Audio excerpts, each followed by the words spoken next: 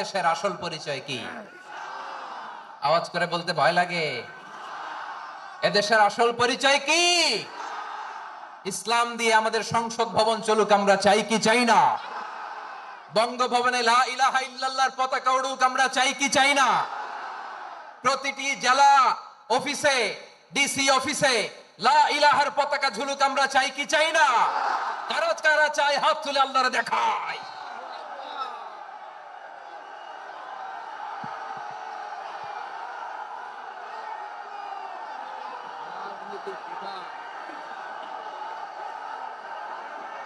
জাপানের দুইটা উদাহরণ দেই, খেয়াল করে একটু শুনেন, বুঝবেন। আল্লাহ, 2022 সালে জাপানের সাথে জার্মানির খেলা, ফিফা ওয়ার্ল্ড কাপ 2022। এক পক্ষে জাপান, আরেক পক্ষে কোন দেশ? কথা শোনে নাই। এক পক্ষে কোন দেশ, আরেক পক্ষে? সবাই এক পক্ষে, আরেক পক্ষে। ওই খেলায় জিতেছিল জাপান, জিতেছিল 22 সালের এই ফিফা ওয়ার্ল্ড কাপে জাপান ফুটবল খেলায় জিতে age a part of their celebration তারা খেলার পরে পুরো স্টেডিয়ামটারে ক্লিন করে, the fan base of Japan. Lakh lakh মানুষ খেলা দেখতে যায়, তো এত ডাস্টবিনও তো নাই। তো যারা ডাস্টবিনে জায়গা পায় নাই, তারা এই যে চকলেটের প্যাকেট, পানির বোতল, চিপসের প্যাকেট তারা এদিকে সেদিকে রেখে দিয়েছে। জাপানের ভক্তরা, জাপানের ফলোয়াররা as a part of their celebration তারা খেলার পরে পুরো স্টেডিয়ামের সব ময়লা আবর্জনা ক্লিন করে তারপরে বিদায় নিয়েছে। তাদেরকে কি ক্লিন করার দায়িত্ব দেওয়া হয়েছিল? এই যশোর, জাপানের যে ছেলেরা খেলা দেখতে গেছিল ওদেরকে কি ক্লিন করার দায়িত্ব দিছিল? তারা কি স্টেডিয়ামের পরিচ্ছন্নতা কর্মী? তাদের আকল, তাদের সিক্স সেন্স তাদেরকে বলেছে। ছোটবেলা থেকে জাপান গভর্নমেন্ট ওদেরকে এত পরিচ্ছন্নতা শেখায়, ক্লিনলিনেস অ্যাওয়ারনেস ক্যাম্পেইন করায়। ক্লাসে আমি দেখেছি, ক্লাসে নিজের বেঞ্চ নিজে মুছে, ক্লাসের মাঝখানে একটা সময় দেয়, নিজের টেবিল নিজে মুছে, নিজের ক্লাসরুমটা নিজে পরিষ্কার করে। রাস্তাঘাটে একটা ধুলা নাই, ময়লা নাই, একটা টিস্যু নাই। খেলার পরে গোটা বিশ্বকে তাক লাগিয়ে দিয়েছে। জাপানের ফ্যানরা সবার রেখে যাওয়া গার্বেজ, টিস্যু, বোতল পরিষ্কার করে তারপরে স্টেডিয়াম থেকে বিদায় নিয়েছে। আমরা কেন এমন হইতে পারলাম না? আমরা কেন এমন হইতে পারলাম না? জাপানের যারা এগুলো করছে ওদের তিনটা করে চোখ না? চোখ তো তিনটা জাপানা লাগো, জাপানা লাগো। হাত তো চারটা, কান তো ছয়টা। হ্যাঁ, নাকি আমার মতো দুই হাত দুই কানালা মানুষ? চোখে দেখলে ওটা মানুষ না। চিন্তা করছেন? তার মানে জাপানিজদেরকে যে গ্রুমিং করে শিখানোর মাধ্যমে পরিচ্ছন্ন বানানো গেছে। ওরা যেমনি মানুষ, আমরাও মানুষ। আমাদের সন্তানদেরকে শেখালে তারাও পারবে, পারবে কিনা? দুই নাম্বার উদাহরণ বলি। চট্টগ্রাম ফেনীতে যারা গিয়েছেন, মেঘনা গোমতী ব্রিজ প্রকল্প নাম শুনছেন? মেঘনা একটা ব্রিজ পার হওয়া লাগে। এই মেঘনা গোমতী, এখানে তিনটা ব্রিজ, কাঁচপুর সহ এই তিনটা ব্রিজের নির্মাণ কাজ, রেনোভেশনের কাজ দেয়া হয়েছিল জাপানের একটা কোম্পানিকে। কাকে? জাপানের কোম্পানি। নির্মাণ শেষে 738 কোটি টাকা বেঁচে গেছিল, এটা গভর্নমেন্টের হাতে দিয়ে তারা বিদায় নিয়েছে। কত টাকা? 738 কোটি টাকা। যত প্রাক্কলিত ব্যয় নির্ধারণ করা হয়েছে সব টাকা সরকার, তৎকালীন সরকার 2019-এর সরকার কারা ছিল তো জানেন? এই 2019-এর সরকার তাদেরকে দিয়েছে। তারা রিনোভেশন নির্মাণ শেষে 738 কোটি টাকা অতিরিক্ত বেঁচে গেছিল, এটা আবার গভর্নমেন্টের হাতে বুঝাই দিয়ে তারা বিদায় নিচ্ছে। আমরা কেন এমন হইতে পারলাম না? জাপানের ওরাও মানুষ, আমরাও মানুষ। তার মানে মানুষে মানুষে পার্থক্য আছে না নাই? আচ্ছা, জাপানের দুইটা উদাহরণ দিলাম, এবার আমার দেশের দুইটা উদাহরণ দিব না? বাংলাদেশের দুইটা উদাহরণ দিই। এক নম্বর উদাহরণ, গত সপ্তাহে আপনারা জানেন কক্সবাজার আমার একটা প্রোগ্রাম ছিল, তো হেলিকপ্টারে গিয়েছিলাম। ফেনী জেলা যখন পার হচ্ছি, আমি দেখলাম তিনটা উইন্ড মিল। উইন্ড মিল ছিলেন তো? বিশাল পিলার, তিনটা চারটা পাখা থাকে। বায়ু বিদ্যুৎ কেন্দ্র, বাংলাদেশের প্রথম বায়ু বিদ্যুৎ কেন্দ্র এটা। মুহুরী প্রজেক্ট বলে ওটার, সম্ভবত মুহুরী প্রজেক্ট। তো সাগরের বাতাসের ঝাপটায় এটা ঘুরে এনার্জি হয়, ইলেকট্রিসিটি উৎপাদন হয়। তো আমি পাইলটকে বললাম, ভাই এগুলো থেকে কেমন ইলেকট্রিসিটি উৎপাদন হয়? কয় হুজুর একটু হয় না, কিছুই হয় না। কিছুই হয় না মানে? বলে হুজুর বাংলাদেশে যত উইন্ড মিল আছে এটার পাখা একটাও ঘুরে না। আল্লাহ, বলেন কি? তাহলে যে কোটি কোটি টাকা ব্যয় করে যে উইন্ড মিল, কয় হুজুর ভিতরে ফিটফাট, উপরে ফিটফাট, ভিতরে সদরঘাট। তার মানে কোটি কোটি টাকা দিয়ে এই উইন্ড মিল বানায়, এখানে কিছু নাই। দুর্নীতির আড্ডাখানা, আখড়াখানা বাংলাদেশ, ঠিক কিনা বলেন? আয় রে, জাপানিজরাও মানুষ, আমরাও মানুষ। আমার এক নিকটাত্মীয় সরকারি চাকরিজীবী, উনি আমাকে বললেন, বাংলাদেশের আরেকটা উদাহরণ দেই। উনি আমাকে বললেন যে প্রতি বছর আমাদের অফিসের ফার্নিচার চেঞ্জ করে। আমি বললাম প্রতি বছর ফার্নিচার চেঞ্জ করে কেন? বলে যে ফার্নিচার নতুন পারচেজ করলেই তো ওইখানে টাকা, নতুন কিনতে পারলেই টাকা, নতুন উন্নয়নের সবক শোনাতে পারলেই টাকা। প্রথম আলোর রিপোর্ট, কি আলো? প্রথম আলোর রিপোর্ট, গত 15 বছরে উন্নয়নের নামে লুটপাট হয়েছে প্রায় 2.25 লাখ কোটি টাকা। কার রিপোর্ট? আমাদের বানানো কথা? প্রথম আলোর রিপোর্ট। গত 15 বছরে কারা ছিল জানেন তো? হ্যাঁ, শুধু ওনাদেরকেই দোষ দিয়ে লাভ নাই। স্বাধীনতার পর থেকে শুধু শাসকের হাত বদল হয়েছে, আমরা কিছু পাই নাই, ঠিক কিনা বলেন? শুধু ওনাদের দোষ দিয়ে কি লাভ? একদল খাইছে, আরেক দল খাওয়ার জন্য রেডি হয়ে আছে। আমরা এরকম চাই না। আমরা চাই স্বাধীন সার্বভৌম বাংলাদেশ। আমরা চাই দুর্নীতিমুক্ত বাংলাদেশ। আমি নিউজটা যে কতবার পড়লাম, এটা কি সম্ভব? 3.25 লাখ কোটি টাকা লুটপাট, মানে লুটপাট করতে করতে এদেশের জনগণকে ফুটপাতে বসায় দিচ্ছে। প্রিয় ভাইরা, জাপানের মানুষও মানুষ, আমরাও মানুষ। সিদ্ধান্ত আপনার, কোন মানুষ হবেন, ভালো মানুষ না খারাপ মানুষ? আজকের আলোচনার বিষয় হচ্ছে মানব সম্পদের উন্নয়ন, human resource development. It's a process to increase the capacity of knowledge, skill, capacity of the people of a country. একটা দেশের মানুষের জ্ঞান, তাদের দক্ষতা কি করে বাড়ানো যায়, বাড়িয়ে দেশের উন্নয়ন করানো যায়, এটাই হচ্ছে মানব সম্পদ উন্নয়নের মূল কথা। তাহলে মানব সম্পদ হচ্ছে একটা দেশের সবচাইতে শক্তিশালী পুঁজি। প্রাকৃতিক সম্পদ, খনিজ সম্পদের চেয়েও দামি হচ্ছে মানব সম্পদ। আমার প্রিয় যশোর, প্রাকৃতিক সম্পদ, খনিজ সম্পদের চেয়ে দামি সম্পদ কি সম্পদ? আল্লাহ তাআলা দয়া করে আমাদেরকে এই মানব সম্পদ দিয়েছেন। আসুন আমাদের এই মানুষগুলোকে আমরা সোনার মানুষ বানাই। রাজি আছেন তো সবাই? রাজি আছেন? মানুষ পারে না এমন কোনো কিছু নাই, চাইলে সব পারে। এজন্য মানুষকে তারবিয়া দিতে হবে, যথাযথভাবে তাদেরকে গড়তে হবে। আসুন আমরা সিরাতের আয়নায় বিশ্বনবীর জীবনী থেকে দেখি তিনি কিভাবে হিউম্যান রিসোর্সকে ম্যানেজ করতেন। যদি আপনাদের সময় হয়, দু একটা উদাহরণ দিয়ে আজকে আমি আমার আলোচনার বিদায় নিব। হবে? সময় হবে কয়েক মিনিট? হ্যাঁ, শান্ত থাকবেন তো? শান্ত থাকবা? হ্যাঁ, ঠিক আছে। বিষ্ণু ইসলাম কিভাবে হিউম্যান রিসোর্সকে ম্যানেজ করতেন, মজার কথা আছে কয়েকটা, বলে বিদায় নিব। বিশ্বনবী কিভাবে এই মানব সম্পদকে ম্যানেজ করতেন? বিশ্বনবী, he was a very good talent hunter, চৌকস ট্যালেন্ট হান্টার ছিল। কার মধ্যে কি ট্যালেন্ট আছে দেখলেই বুঝে ফেলতেন। সুবহানাল্লাহ পড়বেন না? কি নবী আমরা পেয়েছি! He was a very good talent hunter. আমার নবী, তিনি চৌকস ট্যালেন্ট হান্টার ছিলেন। কার মধ্যে কি প্রতিভা বের করতেন, ওই প্রতিভাকে ইসলামের কল্যাণে কাজে লাগাতেন। সুবহানাল্লাহ বলেন। যাকে যেই জায়গায় সেট করলে ভালো হবে তাকে ওই জায়গায় সেট করতেন। কয়েকজন সাহাবীর জীবনী শোনাই। আবু মাহজুরা রাদিয়াল্লাহু তাআলা আনহু, মক্কার মুয়াজ্জিন, আগে ছিল মুশরিক, পরে হয়েছে মুমিন। উনি কিভাবে মুমিন হইলেন এই ঘটনাটা একটু আপনাদের শোনাতে চাই। তা আপনাদের তো সময় নাই হাতে, সময় আছে? এই জেনজি শেষ করে দিল আজকের প্রোগ্রামটা। 1 ঘন্টা ধাক্কা ধাক্কি করে কেমনে দাঁড়ায় আছে আমি বুঝলাম না।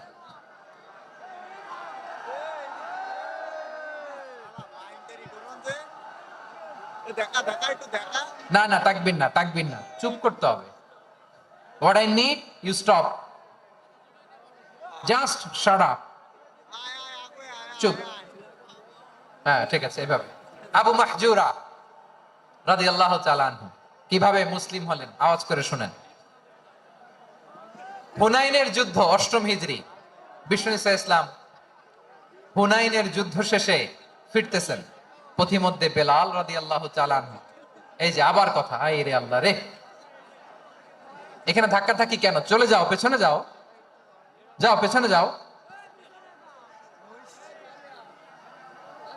কি আজীব তামাশা, যেখানে যায় এখানে ধাক্কা ধাক্কি, মারামারি, গায়ের উপরে কাঁধের উপরে শাউটিং। অনেক গুরুত্বপূর্ণ কথা পয়েন্ট করে নিয়ে আসে যে বলবো, এই শাউট করার কারণে প্রোগ্রামটাই নষ্ট করে দেয়। আসছে আমার ভালোবাসা দেখাইতে, প্রোগ্রামটা শেষ করে দিয়ে চলে যায়। স্টপ, আবার কথা বল, স্টপ। হুনাইনের যুদ্ধে 8ম হিজরি, কত হিজরি সবাই বলেন না একটু, কত হিজরি? 8ম হিজরিতে হুনাইনের যুদ্ধে রাসূল সাল্লাল্লাহু আলাইহি ওয়াসাল্লাম ফিরে আসতেছেন মদিনায়। পথিমধ্যে বেলাল রাদিয়াল্লাহু তাআলা আনহু আযান দিচ্ছেন। কি দিচ্ছেন? তো পাশে ছিল মুশরিকদের একটা পল্লী, কিছু মুশরিক তরুণ, কিছু অমুসলিম কিশোর, তারা আযানকে ব্যঙ্গ করতেছে, আমাদের বাংলায় মুখ ভেঙ্গানো বলে আর কি। বেলাল রাদিয়াল্লাহু তাআলা আনহু আযান দিচ্ছেন, ওই বাচ্চাগুলো মুশরিক, তো ওরা আযানকে ব্যঙ্গ করতেছে, বিকৃতি করে ওরাও আযান দিচ্ছে। উদ্দেশ্য হচ্ছে আযানকে নিয়ে ঠাট্টা করা। উদ্দেশ্য কি? ঠাট্টা করা। ব্যাপারটা মনে কষ্ট পাওয়ার মতো ব্যাপার না? কিন্তু বিশ্বনবী ওইখানে দেখেন কি খুঁজলেন। বিশ্বনবী খেয়াল করলেন অমুসলিম কিশোরদের মধ্যে থেকে একটা কিশোরের গলাটা বড় দরাজ গলা, কণ্ঠটা বড় সুন্দর। খেয়াল করে দেখলেন যে কিছু কিশোর বেলালের আযানকে ব্যঙ্গ করে, বিকৃতি করে, কিন্তু একজনের কণ্ঠ দেখতে পাচ্ছেন না এত দূরে, কিন্তু কণ্ঠটা বড় সুন্দর, দরাজ গলা। বিশ্বনবী সাহাবীদেরকে বললেন, ধরো এগুলারে, ধরো। সবগুলারে ধরে বিশ্বনবীর সামনে আনা হলো। ওরা হাঁটু গেড়ে বসলো। বিশ্বনবী বললেন, তোমাদের মধ্যে কে যেন ব্যঙ্গ করে আযান দিচ্ছিল, তার গলাটা বড় উঁচু, গলার বেসটা বড় মজবুত, মেলোডিয়াস, সুমধুর কণ্ঠ। কে? আবু মাহজুরা বলে, আমার বন্ধুরা সবাই আমার দিকে আঙ্গুল দেখায়, আমি পড়ে গেছি বিপদে। রাসূল সাল্লাল্লাহু আলাইহি ওয়াসাল্লাম বাকি অমুসলিম তরুণদেরকে ছেড়ে দিলেন, বললেন তোমরা যাও। এবার আবু মাহজুরারে পাইছে। আবু মাহজুরার চুলের মধ্যে হাত দিলেন বিশ্বনবী, মাথায় হাত দিয়ে বললেন, এবার আযান দাও দেখি। আবু মাহজুরা বলে, আমি তো আযান দিতে জানি না, কারণ আমি তো বেলালেরটা শুইনা শুইনা দিছি, আমার তো মুখস্থ নাই, আমি তো আযান দিতে জানি না। বিশ্বনবী বললেন, জানো না? তাহলে আসো আমি তোমারে শিখাই দেই। সুবহানাল্লাহ পড়া। আবু মাহজুরা হাঁটু গেড়ে বসে, বিশ্বনবীর মোবারক হাত আবু মাহজুরার চুলের মধ্যে। বিশ্বনবী আযানের মুআল্লিম আবু মাহজুরাকে বলতেছে, ঠিক আছে তোমারে শিখাই দিচ্ছি, আমি যা যা বলবো আমার সাথে সাথে বলো, পারবা? আবু মাহজুরা বলে, পারবো। বিশ্বনবী আযান দিচ্ছেন, মাথায় হাত দিয়ে আল্লাহু আকবার, আল্লাহু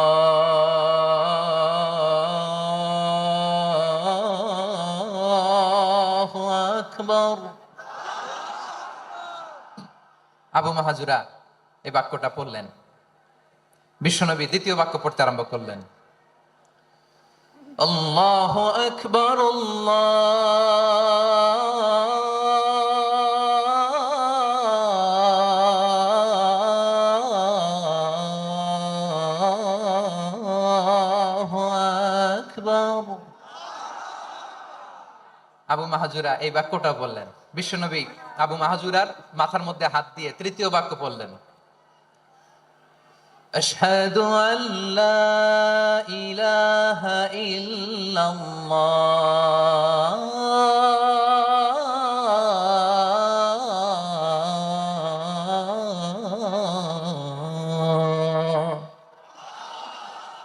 আবু মাহজুরা তৃতীয় বাক্য পড়লেন। বিশ্বনবী একটা বাক্য পরে আবু মাহজুরা পরে, বিশ্বনবী পরে আবু মাহজুরা পরে। আবু মাহজুরা কিন্তু অমুসলিম, মুশরিক। আবু মাহজুরা বলে, এক একটা বাক্য পড়ি আমার কলিজাটা গলে ঠান্ডা হয়ে যায়। এতদিন মোহাম্মদকে গালি দিতাম, এখন মোহাম্মদ আমার মাথায় যখন হাত রাখছে আমার সারা শরীর ঠান্ডা হয়ে গেছে। বিশ্বনবী আযান শিখাচ্ছেন, একটা একটা বাক্য পড়ে আবু মাহজুরাও পড়ে, বিশ্বনবী পড়ে আবু মাহজুরাও পড়ে।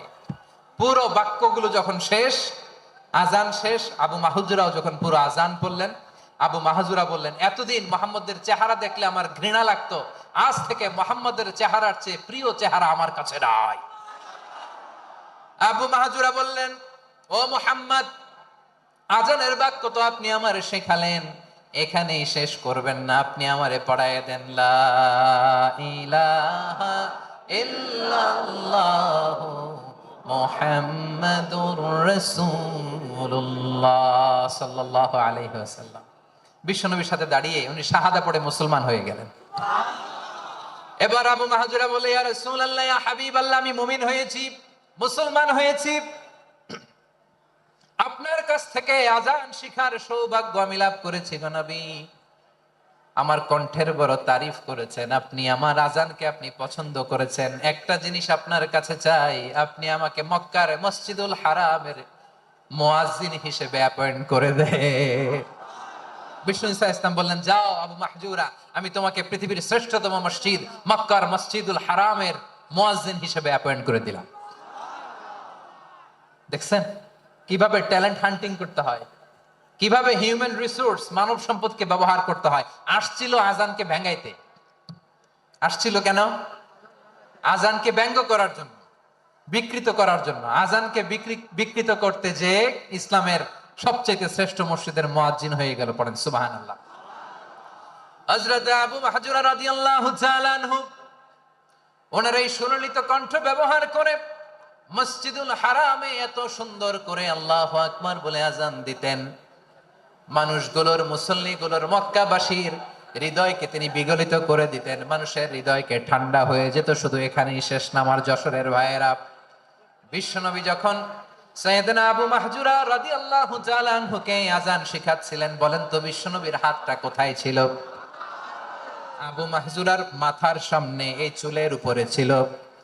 আবু মাহজুরা ওই স্মৃতিটাকে ধারণ করবার জন্য, ওই স্মৃতিকে বহন করার জন্য বিশ্বনবীর মোবারক হাত আবু মাহজুরার কপালের চুলের যেই জায়গায় লেগেছে, মৃত্যুর আগের দিন পর্যন্ত আবু মাহজুরা মাথার ওই চুলে কোনোদিন ছুরি আর কামার লাগায় না,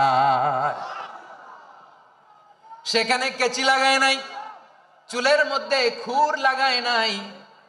আবু মাহজুরা ডান দিকের চুল কাটতো, বাম দিকের চুল কাটতো, পেছনের চুল কাটতো, সামনের চুল কাটতো না। আবু মাহজুরা রাদিয়াল্লাহু তাআলা আনহুর সামনের চুলগুলো বড় হতে হতে যখন এত বড় হয়ে যায়, তিনি চুলগুলো পেঁচিয়ে মাথার মধ্যে রাখতেন, তারপরে তিনি পাগড়ি পরতেন। সবাই জিজ্ঞেস করতো, আবু মাহজুরা, এটা আবার কেমন স্টাইল? দেখতে তোমারে কি বিদঘুটে লাগে? কেমন অড লাগে, কেমন খারাপ দেখা যায়? মক্কায় এমন কোন মানুষ তো দেখি নাই, ডানে চুল কাটে, বায়ে চুল কাটে, পেছনে চুল কাটে, সামনে কাটে না। ওরে আবু মাহজুরা, কেমন দেখা যায় তোমারে? তুমি সামনের চুল কাটো না কেন? আবু মাহজুরা বলে, আমি হাঁটু গেড়ে পেয়ারা নবীর সামনে বসেছিলাম, আমার এই মাথার চুলের মধ্যে মুবারক হাত লাগিয়ে বিশ্বনবী নিজে আমাকে আজানের প্রতিটা বাক্য শিক্ষা দিয়েছেন। বিশ্বনবীর মোবারক হাত, পবিত্র হাত আমার মাথার চুলের যে জায়গায় লেগেছে, আমি চাই ওই চুলগুলা নিয়ে আমি আমার কবরের ভিতরে যাব। সাইয়েদনা আবু মাহজুরা রাদিয়াল্লাহু তাআলা আনহু ইন্তেকালের আগের পর্যন্ত মাথার সামনের চুলগুলা কাটে নাই। মাথার সামনের চুল তিনি কাটেন নাই। সুবহানাল্লাহি বিহামদি। কেমন ভালোবাসতেন বিশ্বনবী সাহাবীদেরকে, সাহাবারা কেমন ভালোবাসতেন বিশ্বনবীকে।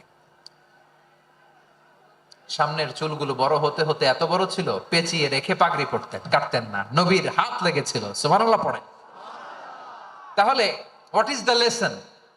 মোরাল অফ দ্য স্টোরি কি? মোরাল অফ দ্য স্টোরি হচ্ছে, আসছিল আজানকে ব্যঙ্গ করার জন্য, বিকৃত করার জন্য, হয়ে গেল মসজিদুল হারামের মুয়াজ্জিন। দেখেন বিশ্বনবী একটা খারাপ সিচুয়েশনের মধ্যে থেকে কি ভালো জিনিস বের করে আনলেন। আমি যে শুরুতে বলেছি কিভাবে তিনি হিউম্যান রিসোর্সকে ডেভেলপ করেছেন, ম্যানেজ করেছেন।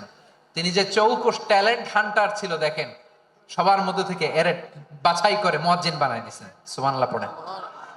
তার মানে এই না সবাইরে ধরে ধরে উনি মুয়াজ্জিন বানাইছেন।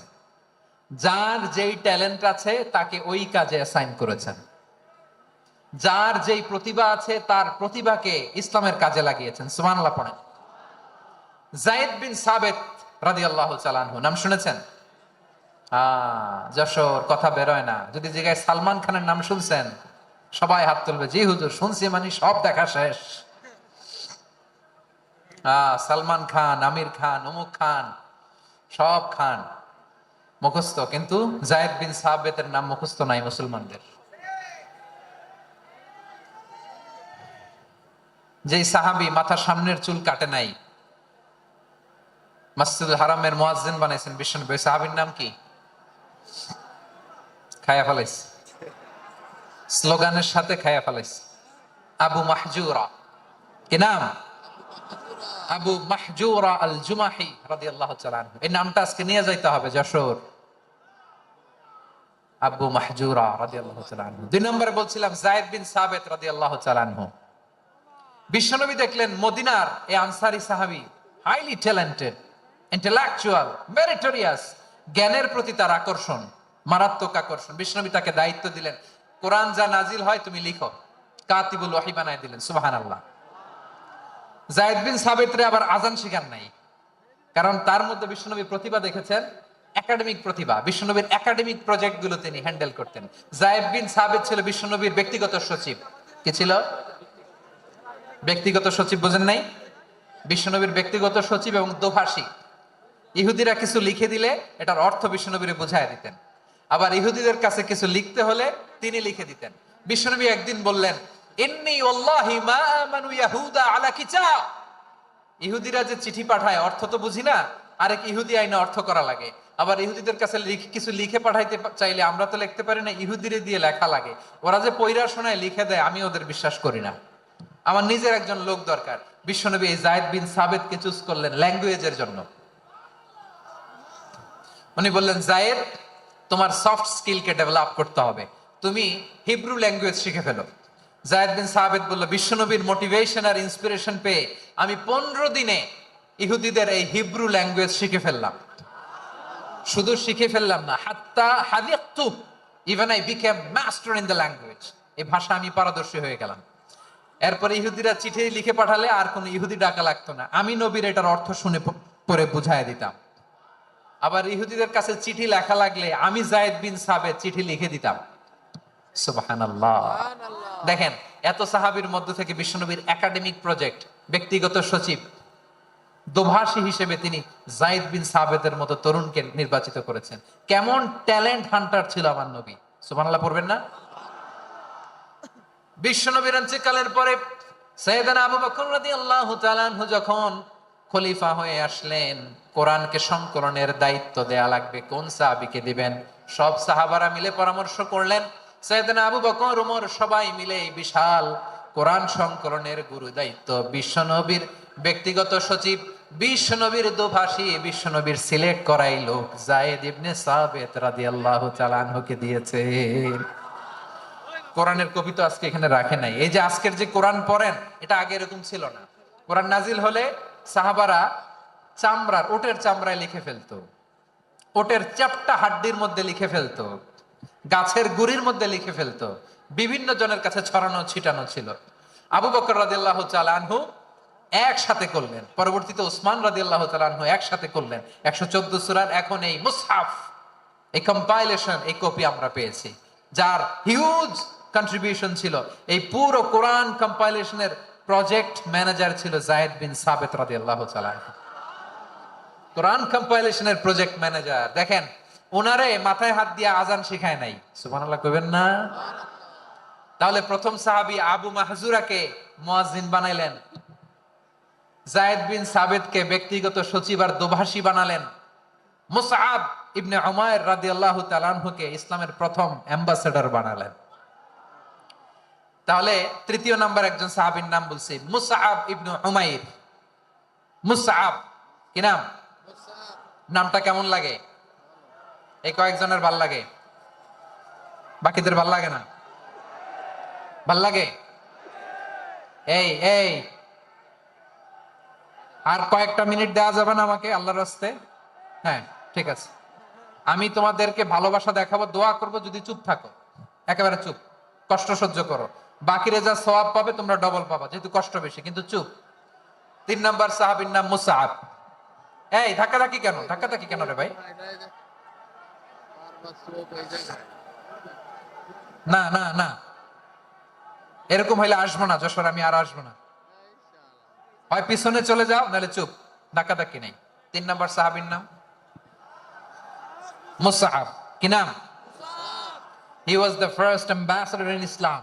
ইসলামের প্রথম ডিপ্লোম্যাট, প্রথম কূটনৈতিক, ইসলামের প্রথম কূটনৈতিক, ইসলামের প্রথম ডিপ্লোম্যাট, প্রথম অ্যাম্বাসেডর মুসআব ইবনে উমাইর। মক্কার তরুণ যুবক, উনি পারফিউম লাগাইলে মানুষ দেখলেই বুঝতো এটা মুসআব লাগাইছে। এমন ড্যাশিং ফেসের ছিল, এমন স্মার্ট ড্যাশিং ফেস, এমন পার্সোনালিটির মানুষ ছিল মুসআব রাদিয়াল্লাহু তাআলা আনহু। কারণ যিনি ইসলামের স্পোকম্যান হবেন, মুখপাত্র হবেন, তার স্মার্ট হওয়ার দরকার আছে না নাই? আকাবার প্রথম শপথ যখন হলো, তাদের সাথে বিষ্ণু ঈসা ইসলাম মদিনাতে একজন মুখপাত্র পাঠালেন, ডিপ্লোম্যাটকে পাঠালেন, অ্যাম্বাসেডর অফ ইসলাম। তিনি হচ্ছেন মুসআব ইবনে উমাইর। পড়েন সুবহানাল্লাহ। বিশ্বনবী দেখলেন সে অনেক স্মার্ট, তার ডেডিকেশন আছে, সিনসিয়ারিটি আছে, এবং মদিনায় যে আউস খাজরাজ গোত্রের নেতাদের সাথে ডিল করতে হবে, ইহুদিদের সাথে ডিল করতে হবে, ওখানে একজন পাক্কা জানু খেলোয়াড়ের দরকার আছে না নাই? মুসআব ইবনে উমাইর রাদিয়াল্লাহু তাআলা আনহু, ওনাকে বিষ্ণু ঈসা ইসলাম চুজ করলেন। এবং বিষ্ণু ঈসা ইসলামের এই চুজিংটা, এই সিলেকশনটা এত সুন্দর ছিল, তিনি মদিনাতে যে বিশ্বনবী আসার আগেই মদিনার জমিনকে তিনি উর্বর করে ফেলছেন। প্রতিটা ঘরে ঘরে কালিমার দাওয়াত তিনি পৌঁছায় দিচ্ছেন। জুমার বিধান নাজিল হয়েছে, কিন্তু মক্কায় পরিবেশ নাই জুমা পালনের। বিষ্ণু ঈসা ইসলাম একজনকে দিয়ে খবর পাঠালেন, যাও মদিনায় মুসাবকে যে বলো, মুসাব তো আমার শিক্ষক, আমার স্পোকম্যান, মদিনাতে যেন তারা জুমা কায়েম করে। বিশ্বনবীর আগেই মুসাব মদিনার মুসলিমদেরকে নিয়ে মদিনায় প্রথম জুমা কায়েম করে ফেলছে। কোন সুবহানাল্লাহ। ডিপ্লোম্যাটদের কেমন হইতে হয়, অ্যাম্বাসেডরের কেমন হইতে হয়, মুসআব রাদিয়াল্লাহু তাআলা আনহুর কাছ থেকে শিখে নাও। মুসআব নামটা কেমন লাগে? যশোর যাদের সন্তান হবে, ছেলে সন্তান, আমার রাস্তায় পাইলি সবাই জিজ্ঞেস করে, হুজুর একটা নাম দেন, আমার ছেলে হবে। যশোরবাসীর জন্য আমি একটা নাম দিয়ে দিলাম, নাম রাখতে হবে মুসআব। কি নাম? নামটা যাদের ভাল লাগে, ছেলে সন্তান অনাগত আসবে, মনে চাইলে নাম রেখে দিবেন মুসআব রাদিয়াল্লাহু তাআলা আনহুর নামে মুসআব। তাহলে মুসআব রাদিয়াল্লাহু তাআলা আনহুকে বিশ্বনবী ল্যাঙ্গুয়েজ শিখান নাই, সফট স্কিল শিখান নাই। যায়েদ রাদিয়াল্লাহু, তিনি হিব্রু ল্যাঙ্গুয়েজ শিখেছেন, সুরিয়ানি শিখেছেন, কিন্তু মুসআবকে তিনি বানিয়েছেন the spokesman of Islam, the first diplomat, the ambassador of Islam. সুবহানাল্লাহ পড়বেন না? আব্দুল্লাহ ইবনে আব্বাস রাদিয়াল্লাহু তাআলা আনহু, বিশ্বনবীর কাজিন, চাচাতো ভাই। আবার মাইমুনা রাদিয়াল্লাহু তাআলা আনহু, মাইমুনা নবীর স্ত্রী, তিনি ছিলেন আব্দুল্লাহর আপন খালা। তো নবীর বউ যদি ওনার খালা হয়, নবী তার কি? বুঝে নাই, নবী তার কি? খালু। তাহলে সম্পর্ক অনেক গভীর, কাজিন আবার খালু। ছোট্ট মানুষ, তাই রাতে মাঝে মাঝে ঘরে থাকতো। বিশ্বনবী দেখলেন আব্দুল্লাহ যেহেতু আমার ঘরে ঢুকতে পারে, আব্দুল্লাহরে এই উম্মতের বড় শিক্ষাবিদ বানাইতে হবে। কথা বোঝে নাই? আব্দুল্লাহকে কি বানাইতে হবে? শিক্ষাবিদ, এডুকেটর অফ দিস উম্মাহ, এই উম্মার শিক্ষাবিদ বানাইতে হবে। তাই আব্দুল্লাহ ইবনে আব্বাসকে বিশ্বনবী হাতে কলমে শিক্ষা দিয়েছেন। আহারে, আর এরপরে যে কি ভাষা আসবে তোমাদের জন্য আমার মুখ থেকে, আমি নিজেও জানি না, আমি নিজেও জানি না। 1 ঘন্টা যাবত ধাক্কা ধাক্কি মারামারি। তো আসতে বলছে কে তোমাকে? পেছনে চলে যাও, জায়গা না পেলে পুরো প্রোগ্রামটাই নষ্ট করে দেবে।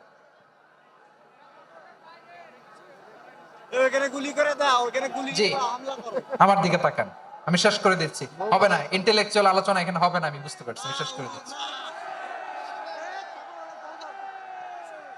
আব্দুল্লাহ ইবনে আব্বাস রাদিয়াল্লাহু তাআলা আনহু, মনোযোগ দিয়ে কয়েকটা মিনিট শুনুন, আমি এখনই শেষ করে দিচ্ছি, এরপর আওয়াজ করবে। এই যে এগুলো কি আমি বুঝলাম না। আমি বললাম না সব করা যাবে, বসে যাও, শুয়ে যাও, চলে যাও, আওয়াজ করা যাবে না। অন্যকে বসো এটাও বলার দরকার নাই, জাস্ট এদিকে তাকাও। আল্লাহ। আব্দুল্লাহ ইবনে আব্বাস রাদিয়াল্লাহু তাআলা আনহু, ওনাকে বিশ্বনবী হাতে কলমে শিক্ষা দিয়েছেন, যেহেতু উম্মতের শিক্ষাবিদ হবেন, এডুকেটর হবেন। তো বিশ্বনবী রাতে যখন তাহাজ্জুদ পড়তেন, ছোট্ট আব্দুল্লাহ ঘরে থাকতো। বুঝতে পেরেছেন? ছোট্ট মানুষ তো ঘরে থাকতো। তো বিশ্বনবী তাহাজ্জুদের জন্য একবার দাঁড়িয়েছেন, ছোট্ট আব্দুল্লাহ ওযু করে দাঁড়াইছে। আচ্ছা বলেন তো, ইমাম আর মুসল্লি মোট যদি দুইজন হয়, একজন ইমাম একজন মুসল্লি, তো মুসল্লি ইমামের কোন দিকে দাঁড়াবে? ডানে দাঁড়াবে। ছোট্ট আব্দুল্লাহ বোঝে নাই, বিশ্বনবী তাহাজ্জুদ শুরু করেছেন, উনি ইক্তেদা করছেন আর দাঁড়াইছেন বায়ে।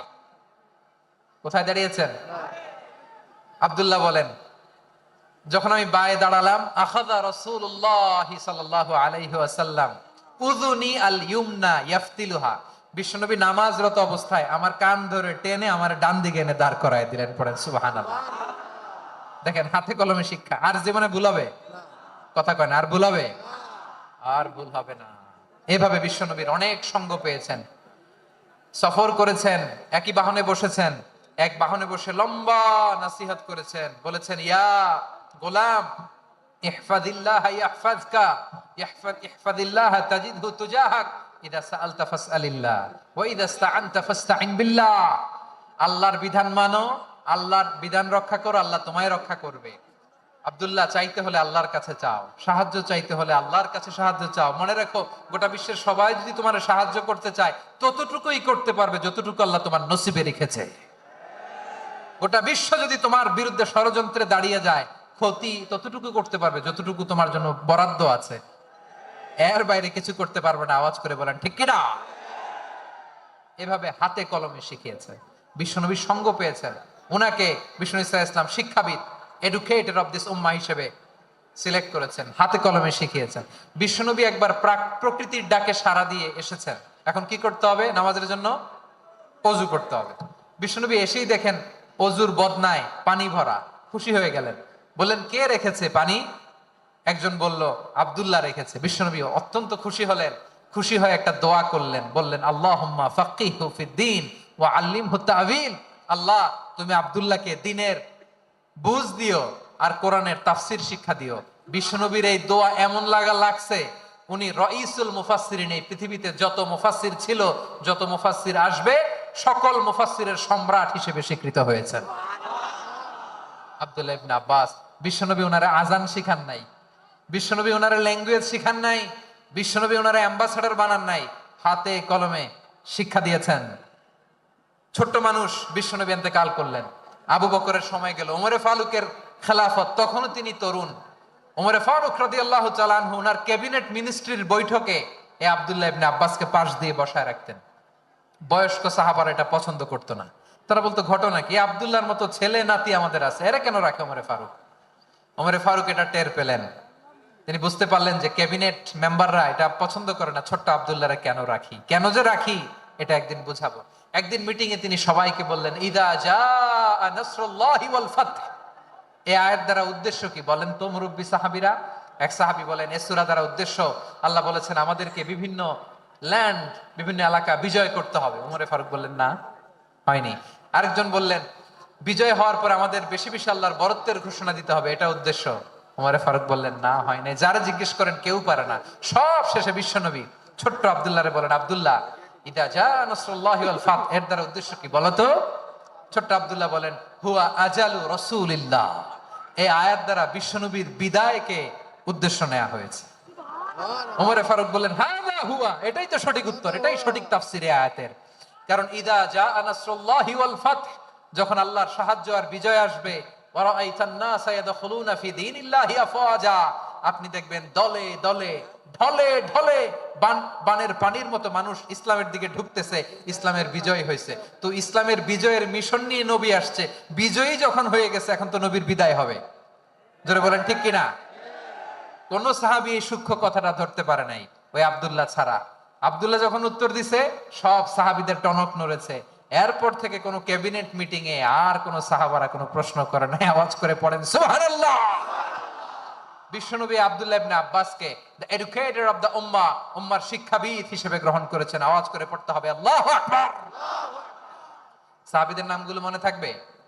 এক নম্বরে আবু মাহজুরা, মুয়াজ্জিন বানাইছেন। যায়েদ ইবনে সাবিত, দোভাষী, ট্রান্সলেটর অফ প্রফেট, এবং তিনি ছিলেন বিশ্বনবীর ব্যক্তিগত সচিব। Musab ibne Umair, the first ambassador and diplomat of Islam. Abdullah ibne Abbas, এই উম্মার সবচেয়ে বড় এডুকেটর, শিক্ষাবিদ। আরেকজন ছিল আব্দুল্লাহ ইবনে মাসউদ রাদিয়াল্লাহু তাআলা। দুই আব্দুল্লাহ, আব্বাস গেল, আরেকজন হচ্ছে মাসউদ। মক্কার তরুণ, ছাগল পালতো মুশরিকের। বিশ্বনবী আর আবু বকর রাদিয়াল্লাহু তাআলা আনহু একবার গেলেন, যে দেখে এই তরুণ দাঁড়ায় আছে। বিশ্বনবী বলেন, আমি খুব ক্ষুধার্ত, তোমার কাছে কি দুধ আছে ছাগলের? আব্দুল্লাহ ইবনে মাসউদ বলে, আছে। ওয়ালাকিন আনা মু'তামান, কিন্তু যে দুধ আছে এটা আমানতের, আমি দিতে পারবো না। বিশ্বনবী এইটা শুনেই তারা টার্গেট করে ফেলছে। আনা মু'তামান, দুধ আছে কিন্তু এটা আমার মালিকের, আমি তো দরদ দেখাই আমার মালিকের দুধ আপনি পথিক, আপনারে দিতে পারি না। বিশ্বনবী টার্গেট করে ফেলছেন, এরে আমার কাজে লাগাইতে হবে। বিশ্বনবী বললেন, আচ্ছা ঠিক আছে, দুধ দিও না, কিন্তু এমন ছাগি আছে কিনা যেই ছাগির সাথে কোনো ছাগলের মিলন হয় নাই, তার ওলানে দুধও আসে নাই, বাচ্চাও নাই, এরকম ছাগির থেকে যদি আমি দুধ খাই তাহলে তো সমস্যা নাই। বলতেছে, এরকম ছাগির থেকে দুধ খাইলে সমস্যা নাই, কারণ এরকম ছাগির ওলান থেকে দুধ আসবেও না। বলতেছে, ঠিক আছে, এরকম একটা ছাগি নিয়ে আস। নিয়ে আসা হলো। বিশ্বনবী বিসমিল্লাহ বলে ওই ছাগির ওলানে হাত দিলেন। হাত দিতে দেরি, পুরো ওলানটা দুধে ভরে যেতে দেরি হয় না। বিশ্বনবী আর আবু বকর রাদিয়াল্লাহু তাআলা আনহু দহন করে পেট ভরে খেলেন। এই দৃশ্য আব্দুল্লাহ ইবনে মাসউদের হৃদয়ে দাগ কাটলো। এই মুজিজা দেখে তিনি বললেন, আশহাদু আল্লা ইলাহা ইল্লাল্লাহ ওয়া আশহাদু আন্না মুহাম্মাদুর রাসূলুল্লাহ। তিনি ষষ্ঠ মুসলিম ছিলেন, 6 নম্বর মুসলমান। ওনাকে টার্গেট করে বিশ্বনবী দেখলেন এমন ইন্টেলেকচুয়াল ব্রেন, উনি সূক্ষ্ম সূক্ষ্ম জিনিস বুঝে বেশি, ফিকহি জ্ঞান ওনার মধ্যে বেশি। বিশ্বনবী ওনাকে কোরআনের জ্ঞান শিক্ষা দিতে লাগলেন। উনি বিশ্বনবী সবার কাছে কোরআন শোনায়, কিন্তু বিশ্বনবী নিজে আব্দুল্লাহ ইবনে মাসউদের কাছ থেকে কোরআন শুনতো। বিশ্বনবী একবার বললেন, ইকরা আলাইয়া ইয়া মাসউদ। ইবনে মাসউদ, একবার শোনাও তো কোরআন দেখি। আব্দুল্লাহ ইবনে মাসউদ বলে, আকরাউ আলাইকা ওয়া আলাইকা উনজিল। নবী, আপনার উপর কোরআন নাজিল হয় আর আমি আপনার সামনে কোরআন পড়বো? বিশ্বনবী বললেন, ইন্নী উহিব্বু আন আসমাআহু মিন গায়রি। আমি নিজে পড়তে যেমনি ভালোবাসি, অন্যে পড়ুক আমি শুনবো, এটাও আমি ভালোবাসি। সূরা নিসা তিনি তেলাওয়াত করে শুনিয়েছেন। এমন সূক্ষ্ম সূক্ষ্ম বিষয় বিশ্বনবী উনাকে ধরিয়ে দিয়েছেন। উনি হয়ে গিয়েছেন, আব্দুল্লাহ ইবনে আব্বাস হয়েছেন রাইসুল মুফাসসিরিন, ওই হয়ে গিয়েছেন ফাকিহুল উম্মাহ। ওনার চাইতে বড় ফকি এই পৃথিবী আর দেখবে না। চিল্লায় বলেন সুবহানাল্লাহ। উনি বলতেন, ওয়াল্লাহি ওয়াল্লাহি ইল্লাযী লা ইলাহা গায়রু মা উনজিলাত সূরাতুন ইল্লা ওয়া আনা আ'লামু আইনা উনজিলাত ওয়া ফিমা উনজিলাত। বিশ্বনবী এমন ভাবে কোরআনের দার্স আমাকে দিয়েছেন, কোরআনে যত সূরা নাজিল হয়েছে, যেখানে নাজিল হোক না কেন আমি জানি এটা কোথায় নাজিল হয়েছে এবং কোন প্রেক্ষাপটে নাজিল হয়েছে। এমন একটা সূরা নাই যে সূরার কোথায় নাজিল হয়েছে আমি মাসুদের জানা নাই, কোন প্রেক্ষাপটে নাজিল হয়েছে আমার জানা নাই। এরকম ঘটবে না। চিল্লায় বলেন আল্লাহু আকবার। এই আব্দুল্লাহ ইবনে মাসউদ রাদিয়াল্লাহু তাআলা ওমর ফারুকের সময় কুফার চিফ জাস্টিস ছিলেন। কুফা নগরীর চিফ জাস্টিস। চিফ জাস্টিস বুঝেন নাই? বিচারপতি। কি ছিলেন? সবাই বলে নাই, কি ছিলেন? বিচারপতি ছিলেন। এবং ওনার যে ফিকহি জ্ঞানের ধারা, এটাই আলকামা, ইব্রাহিম আন-নাখাই, হাম্মাদ ইবনে সুলাইমান হয়ে ইমাম আবু হানিফা পর্যন্ত পৌঁছেছে। এবং ওনার ফিকহি জ্ঞানের ধারাই হানাফি মাযহাবে অ্যাকসেপ্ট হয়েছে। আজও এগুলো হানাফি মাযহাবে চর্চিত হয়। হানাফি মাযহাবের সব ফিক আব্দুল্লাহ ইবনে মাসউদের ফিকহি জ্ঞানের ধারা থেকে নেওয়া হয়েছে। চিল্লায় পড়েন সুবহানাল্লাহ। তাহলে উনাকে বিশ্বনবী বানিয়েছেন জুরিস্ট, জুরিস্ট, আইনবিদ, ফাকিহ। উনারে আজান শিখান নাই। হিউম্যান রিসোর্স ডেভেলপমেন্ট কিভাবে করবেন, মানব সম্পদের উন্নয়ন কিভাবে করতে হয়, কিভাবে যার যেখানে প্রতিভা কাজে লাগাতে হয় উনি দেখিয়েছেন। সুবহানাল্লাহ পড়বেন না? খালিদ বিন ওয়ালিদ নাম শুনছেন? কে কে শোনেন নাই হাত তোলেন। কি ছিলেন? বীর যোদ্ধা। বীর যোদ্ধা ছিলেন খালিদ বিন ওয়ালিদ। কিন্তু তিনি ইসলাম ধর্ম গ্রহণ করেছেন অনেক দেরিতে, 8ম হিজরিতে। তার মানে 8ম হিজরির আগে উনি মুশরিকদের পক্ষে লড়াই করেছেন। ওনার হাতে কত মুসলিম সাহাবী যে নিহত হয়েছে হিসাব নাই। বিশ্বনবী টার্গেট করে রাখছে, তুমি আমাদের মুসলিমদের এত ক্ষতি করলা, তুমি যখন মুসলমান হবা তোমার দিয়ে আমি এমন কাম করামু যে এটা আর কেউ করতে পারবে না। সুবহানাল্লাহ নাই? যশোর ক্লান্ত হয়ে গেছে।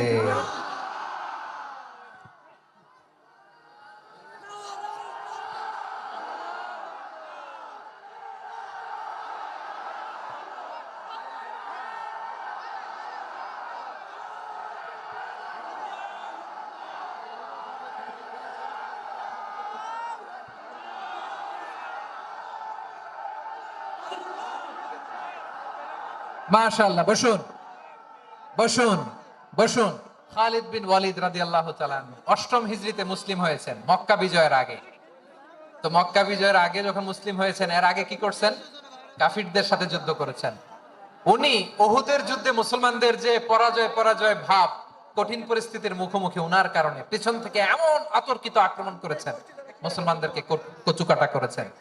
অষ্টম হিজরিতে আল্লাহ তাআলা হেদায়েতের নূর দিয়ে ওনার হৃদয়টাকে উজালা করে দিলেন।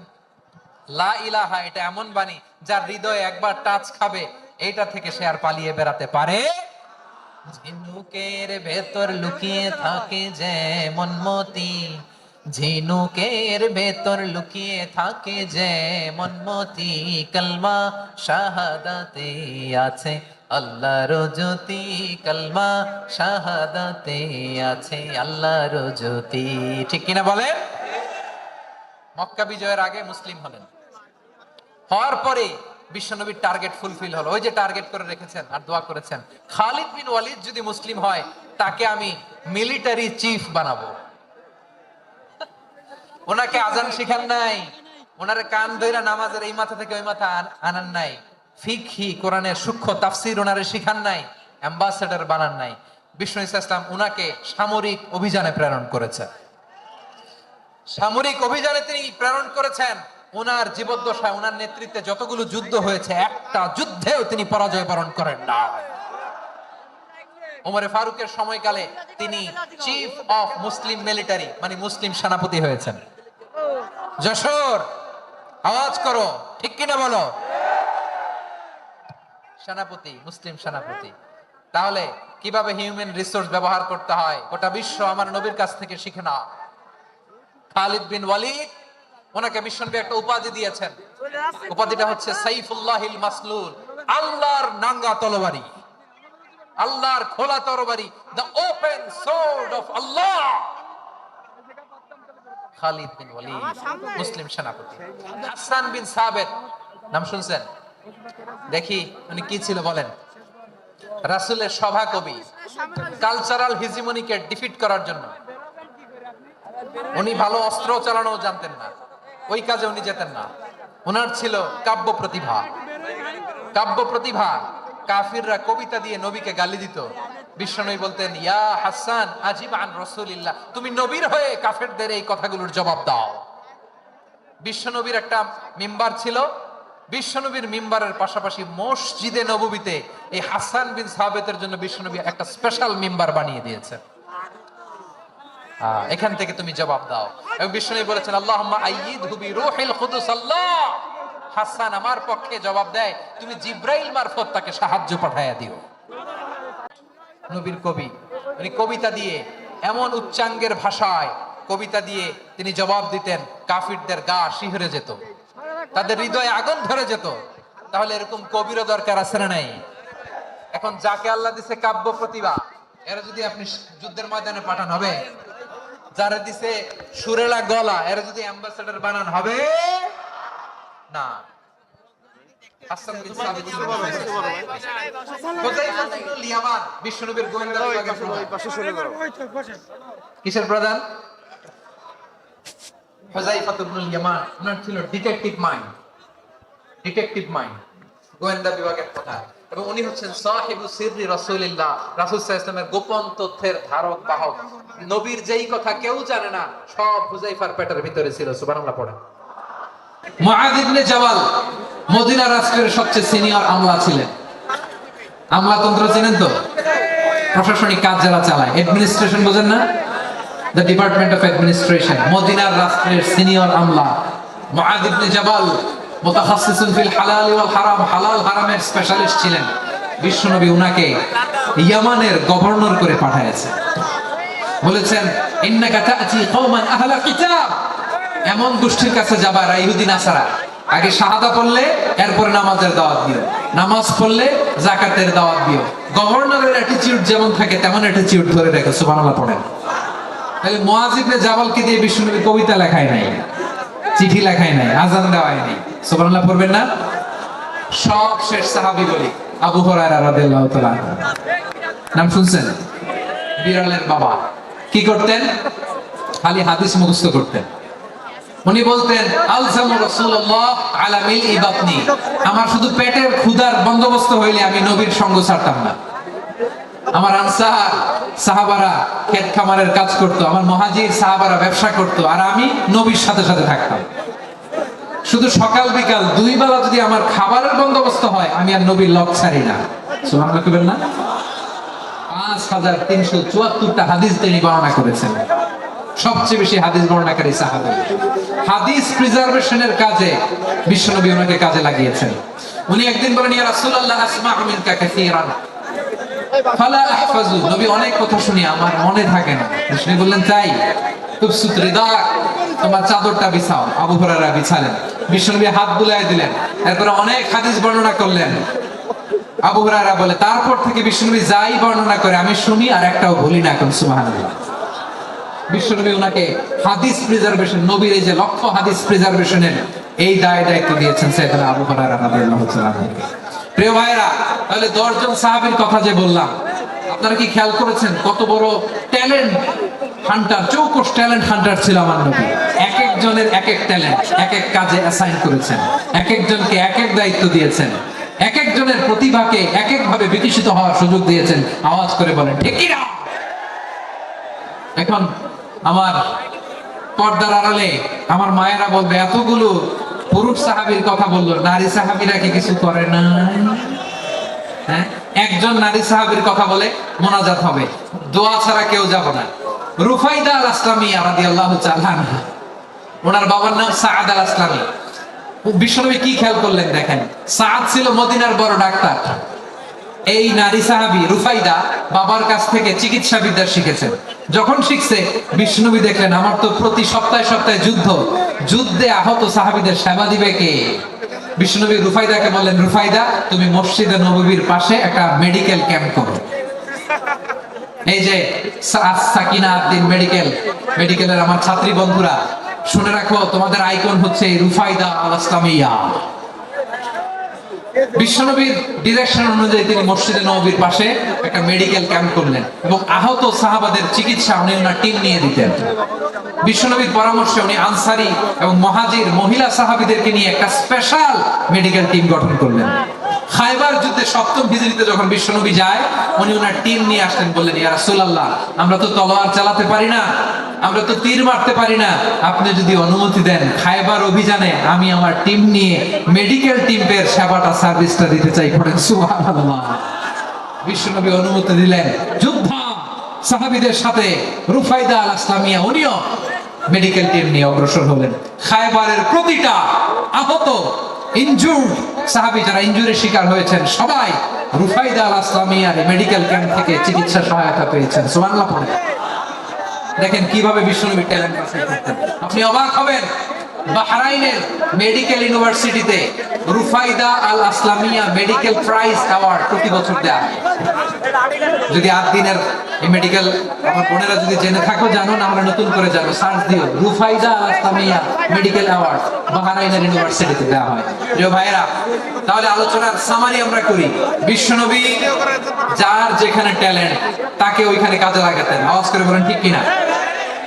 এবার একটা ইন্টারভিউ হবে, আওয়াজ করে বলেন আবু মাহজুরাকে বিশ্বনবী কি বানাইছেন? হ্যাঁ, ভুলে গেছেন?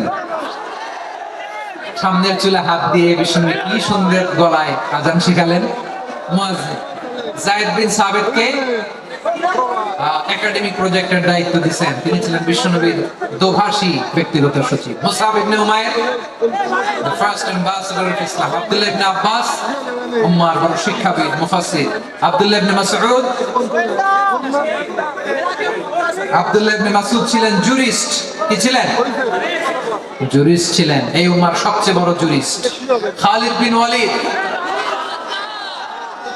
সেনাপ্রধান। হাসান বিন সাবিত ছিলেন বিশ্বনবীর সভাকবি। কি ছিলেন? বিশ্বনবীর সভাকবি ছিলেন। এরপরে হুযায়ফা ইবনুল ইয়ামান কি ছিলেন?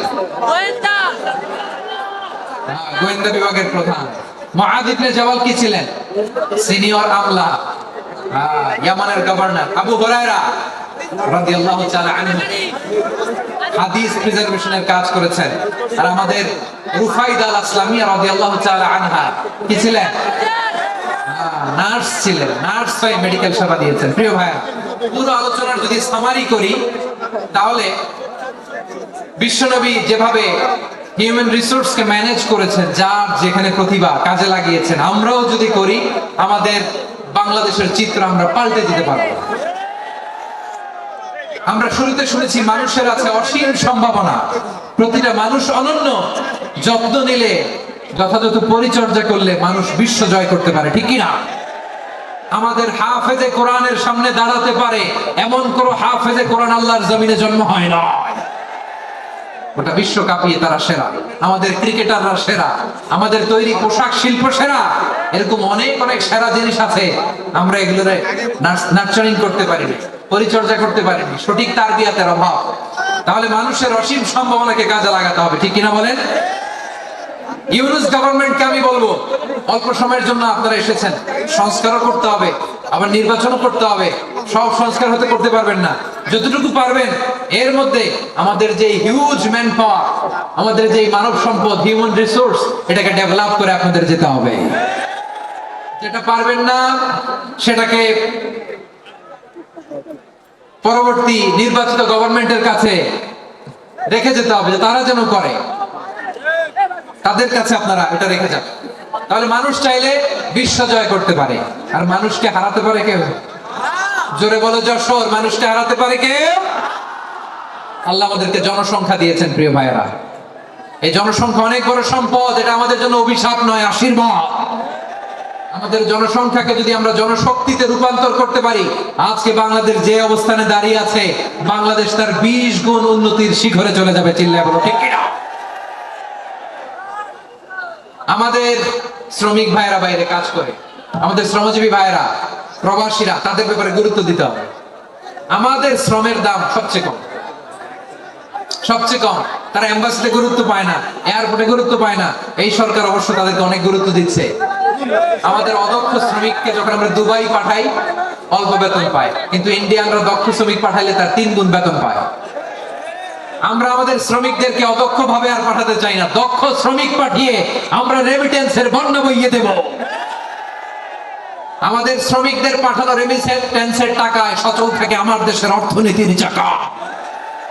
তাদেরকে সবচেয়ে গুরুত্ব দিতে হবে। আমরা পেয়েছি ফ্রিডম ফাইটার, মুক্তিযোদ্ধা, আর আমার প্রবাসী ভাইরা হচ্ছে রেমিটেন্স ফাইটার। জোরে বলো ঠিক কিনা? তাহলে আমাদের এই জনশক্তিকে জনসম্পদে ট্রান্সফর্ম করতে হবে, ঠিক কিনা বলেন? সরকার জনগণকে এভাবে পলিশ করতে হবে। মা বাবারা ছেলে মেয়েদের মধ্যে কার কোন যোগ্যতা তাকে ওইভাবে কাজে লাগাতে হবে। সবার এ প্লাস পাওয়ার কোনো দরকার নেই। আমাদের দেশে একটা টেন্ডেন্সি আছে, পরীক্ষায় এ প্লাস না পাইলে কই তুই কি করলি, পাশের বাড়ির ছেলে এ প্লাস পাইছে, যা ওর পা ধোয়া পানি খা। কি খা? আমি ভাবছি যে পা ধোয়া, এ প্লাস পাওয়া ছেলেদের পা ধোয়া পানির একটা পানির ব্র্যান্ড বানাইতে হবে, এরকম লেখা থাকবে এ প্লাস পাওয়া ছেলেদের পা ধোয়া পানি। খাওয়া নাই, এগুলার খাওয়া নাই। ওরে আল্লাহ এ প্লাস পাওয়ার জন্য বানাইছে, আর আপনার ছেলেকে এই এ প্লাস গুলারে নিয়ন্ত্রণ করার জন্য আল্লাহ বানাইছে। ওকে দিয়ে আল্লাহ কি করবে আপনি জানেনই না। একটা এ প্লাস, একটা এ গ্রেড একটা মানুষের জীবনকে ঠিক করে দিতে পারে না। আপনার ছেলেকে আল্লাহ অন্যদিকে যোগ্যতা দিয়েছে। ওদের মনোবল ভাঙবেন না, খবরদার, খবরদার। ছেলে মেয়েদের মনোবল ভাঙবেন না।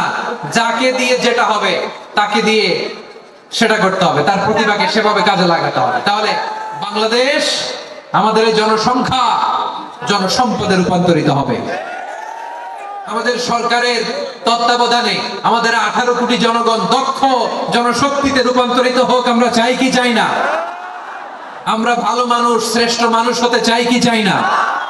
ওই জাপানিজদের মতো সৎ, ওই ইউরোপিয়ানদের মতো কালচার, আমাদেরকে আল্লাহ তাআলা কোরআন সুন্নাহ অনেক কিছু দিয়েছেন। যেহেতু বর্তমানে আমরা দেখছি তারা সৎ, তাদের মধ্যে ভ্যালু আছে, সেগুলো আমাদের মধ্যে আনার দরকার আছে না নাই? আর ইসলাম দিয়ে আমাদের জীবনকে সাজাতে হবে, ইসলাম দিয়ে আমার পরিবারকে সাজাতে হবে। ইসলাম থেকে, কোরআন থেকে প্রেসক্রিপশন না নিলে জীবন সুন্দর হবে না। কোরআন থেকে প্রেসক্রিপশন না নিলে সমাজ সুন্দর হবে না। কোরআনের প্রেসক্রিপশন না মানলে রাষ্ট্র সুন্দর হবে না। কোরআনের প্রেসক্রিপশন অ্যাপ্লাই না করলে শুধু দুর্নীতি দমন কমিশন দিয়ে দুর্নীতি বন্ধ করা যাবে না। এজন্য কোরআনের আইন আমরা চাই কি চাই না? প্রিয় ভাইরা, হিউম্যান রিসোর্স ডেভেলপমেন্ট, মানব সম্পদের উন্নয়ন, আমাদের সরকার যেন এদিকে নজর দেয়। আমরা যেন এই ব্যাপারে যত্নবান হয়ে উঠি। যাকে আল্লাহ যে যোগ্যতা দিয়েছে, এই যোগ্যতা দিয়ে আমরা যেন ইসলামের জন্য, দেশের জন্য কাজ করি। আমরা যেন আমাদের স্কিল ডেভেলপ করি, আমাদের পটেনশিয়ালকে ডেভেলপ করি। মোরালিটি, ভ্যালিউজ নিয়ে শায়েখ আহমদুল্লাহ আলোচনা করেছেন, এগুলো দিয়ে যেন আমরা আমাদেরকে সাজাই। আল্লাহ তাআলা আমাদের দেশকে তুমি নিরাপদ করো, আমরা পড়ি আমিন। আল্লাহ আমার 18 কোটি জনগণকে তুমি জনশক্তিতে রূপান্তরিত করো, আমিন। আল্লাহ আমরা হাতে হাত রেখে, কাঁধে কাঁধ মিলিয়ে ভাই ভাইয়ের যেন এই দেশকে গড়তে পারি, আল্লাহ তুমি তৌফিক দান করো, আমরা পড়ি আমিন। আমার প্রিয় মহিউদ্দিন ভাই বলেছেন, হুজুর এমন একটা ঘোষণাপত্র দিয়ে যাবেন আজকের এই ঐতিহাসিক যশোরের প্রোগ্রামে, যেটা গোটা বাংলাদেশে মানুষ এটার উপর আমল করে। আমি যে কথাটা বলেছি এটাই, আসুন আমরা আমাদের জনসংখ্যাকে জনসম্পদে ট্রান্সফর্ম করি। আমাদের জনসংখ্যাকে আমরা যেন জনশক্তিতে রূপান্তরিত করি।